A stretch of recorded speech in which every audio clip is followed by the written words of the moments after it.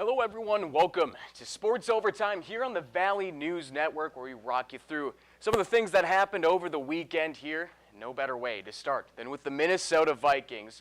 Certainly a tale of the past two Sundays for these Vikes, losing their starting QB, J.J. McCarthy, and then taking a flyer on a familiar face and former lifelong Vikings fan Carson Wentz. So a lot of hype surrounding Wentz, especially here in the Fargo area, and this KOC offense. Now, especially with the backup on the other sidelines in Jake Browning, certainly felt like this team is in to see a great week compared at least to the last 2 weeks. Let's pull up these highlights here. Vikes and Bengals. There he is, Carson Wentz, ready to take over this offense. And in the first drive of the game, this is new for the purple and gold. 3rd and 5 in the red zone. Oliver sitting right over the middle there. And that's going to go. Quick turn in for the touchdown. No one's home. Quick score for the Vikes. How about a little bit on defense? Bengals, they are driving. Browning with time. Looking right. It's going to get tipped by Harrison Smith. Needed him back. Then picked by Isaiah Rodgers. Couple of blocks, and he's got Green in front of him.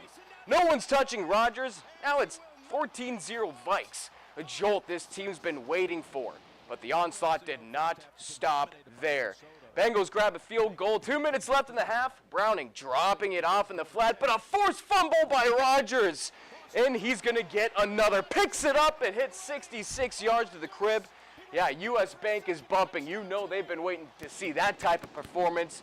24-3 at half. Or is it? Next possession for the Bengals. They're going to be trying to make something happen here. They got to get going. Browning, tons of time in the pocket all day. He's going to get it off to Jamar Chase. See that flag there? Holding on the Bengals. Didn't matter. Rodgers forcing another fumble. Oh, boy. Tough go for the Bengals. And what a quarter for the Vikes corner. They aren't done yet. 36 ticks left. Handoff to Jordan Mason. Too easy. It's 31-3 at half this time. Minnesota, they run away with it from there. What a bounce-back game for the Vikes. And KOC, how are we feeling after Wentz's first start? I do believe Carson Wentz, just a guy that came in, played point guard for us, ran the show. It was efficient. He made great decisions. He got through his progressions and did a lot of things to help the Minnesota Vikings win. Today, I know it was a out-of-body kind of experience for him. Today winning a game here at US Bank Stadium as a former lifelong Minnesota Vikings fan. Not former, he is a lifelong Minnesota Vikings fan. But to me, the goal was to go 1-0 today. I know sometimes the 0-1s, cause a likely storm and frenzy, and they should, especially with the expectations that I know I have for this team. Now Carson Wentz, a fantastic game manager in this one. Didn't do too much, didn't do too little. 14-20, 173 yards and 2 tutties.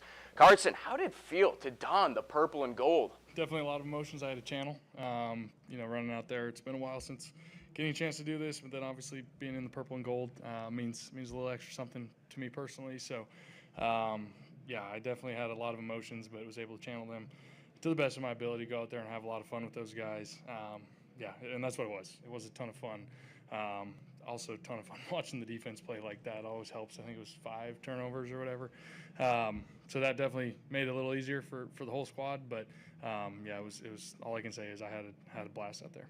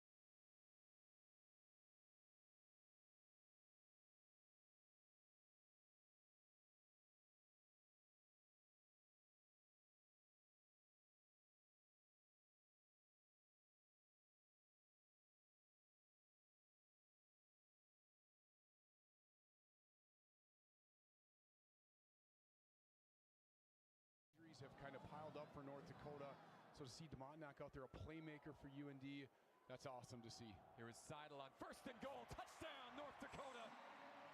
Right down the pipe for number 9. Converted for the home team. 1st and 2. Back in the Hugo's red zone. Kaminsky to the air. Dang, dang. Touchdown.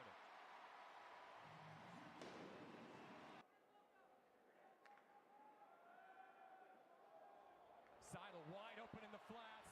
Sawyer Seidel, touchdown, North Dakota. Half 24-7, and out of the half, how about one more from Seidel? This time on the return. Check out the wheels on this kid. 31-7 as soon as the third quarter kicks off, and cruising the rest of the distance. UND, a massive 58-7 dub. And we knew they could do that kind of thing here, especially just keeping things rolling here. Now another week of high school football, also in the books. And we had some incredible matchups here from the past Friday.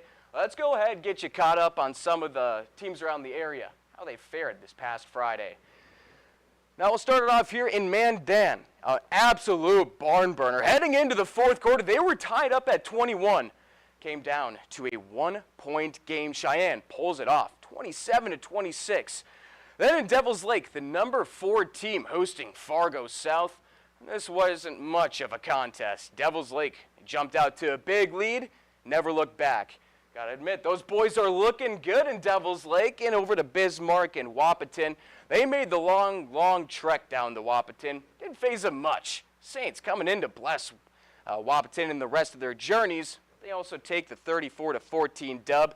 Then in Dickinson, they had the opportunity to knock off number 5 ranked Central Cass, but the upset bid does come up short in a 15-point game.